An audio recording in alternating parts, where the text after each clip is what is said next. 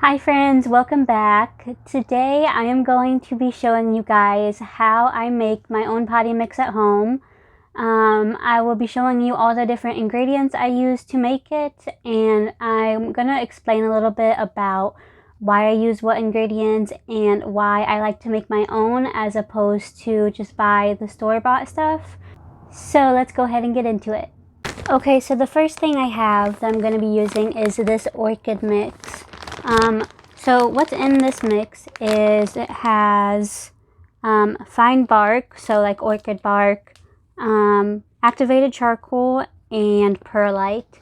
And the orchid bark is what I would have bought by itself if they had any, but I checked out Lowe's and Walmart and this is all that Lowe's had. So I decided to just get this. And what orchid bark does is it's very coarse, and you can kind of see it on the picture here, these like chunky parts. They are really good for drainage.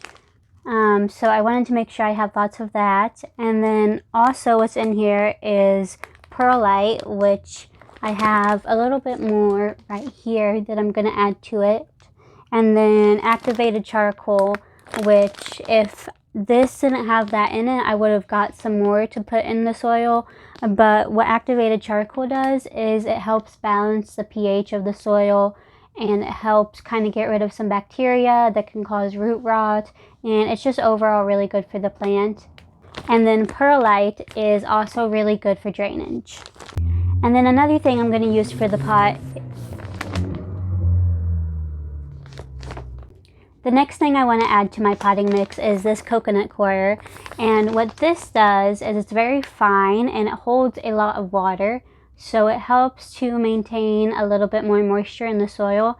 I'm going to be making this mix for like some cactus and succulents. So I don't want to add too much of this. I'm going to go very light-handed with this. But the reason that I don't like to use the like store-bought potting mix is because most store-bought mixes are just a bunch of this with a little bit of perlite. And if you were to pot a plant, most plants such as like philodendron or Hoya or any kind of succulents, if you were to just pot that in this, it would hold up way too much moisture and the plant would rot. So I'm going to add a little bit of this just so the soil doesn't dry out too quickly, but I'm going to go pretty heavy on the orchid bark and the perlite.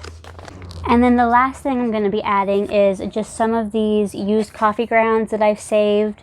What these will do is they're kind of a natural, kind of organic fertilizer. A lot of people, instead of using this, would use worm castings, which are also really good.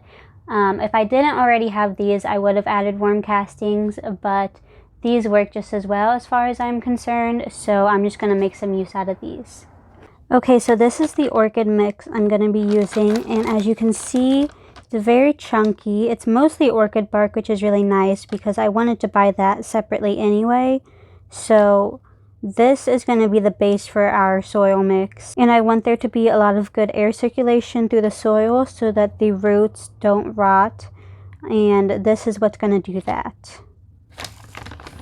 And then this stuff right here, this is the activated charcoal, which I mentioned earlier helps prevent root rot as well and kind of get rid of impurities in the soil. And then this is the perlite, which I have some more of over here. So I don't have an exact way of measuring this, but for most of my plants I want to use about 50% of the orchid bark mix.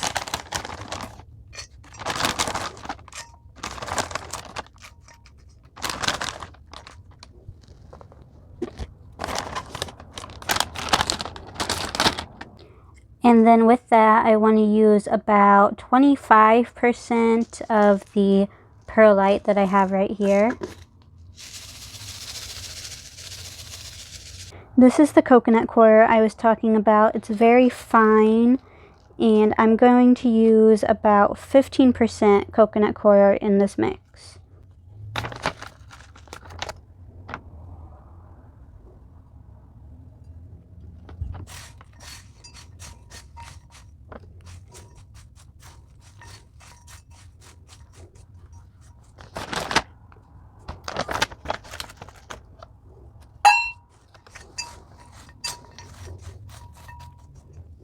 The last 10% is just going to be these used coffee grounds.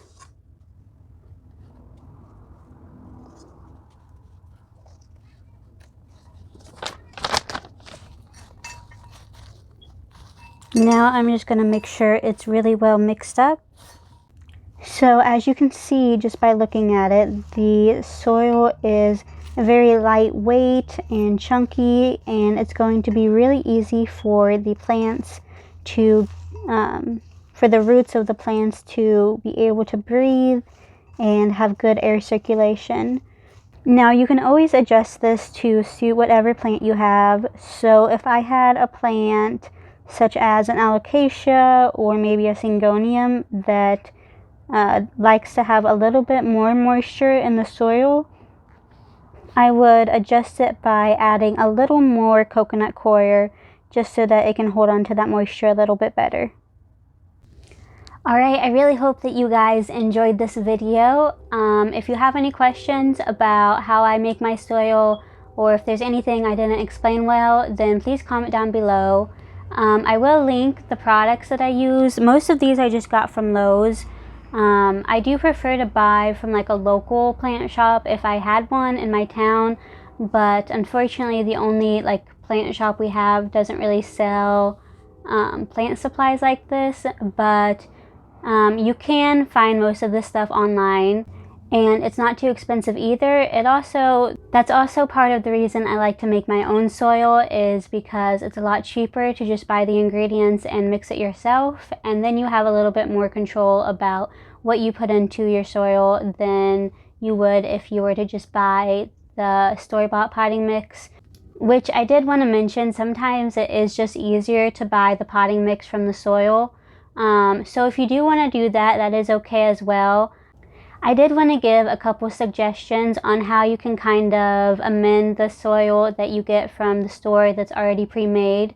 So what I would do if I were to buy just a regular bag of potting mix is I would also get either some perlite, or preferably get perlite and orchid bark and add some of that to it. But sometimes orchid bark can be a little more difficult to find at stores. But every store I've been to has, like a Walmart or Lowe's or the bigger stores like that have a garden section, they all sell perlite. So if you're in a pinch for time and you just want to make something a little more simple, then just buy the pre-made mix and some perlite and just mix some of those together. I would do maybe like 65% potting mix and 45% of the perlite, just so that you have some good circulation and drainage in that soil. So again, thank you guys for watching, and I will see you next time. Bye!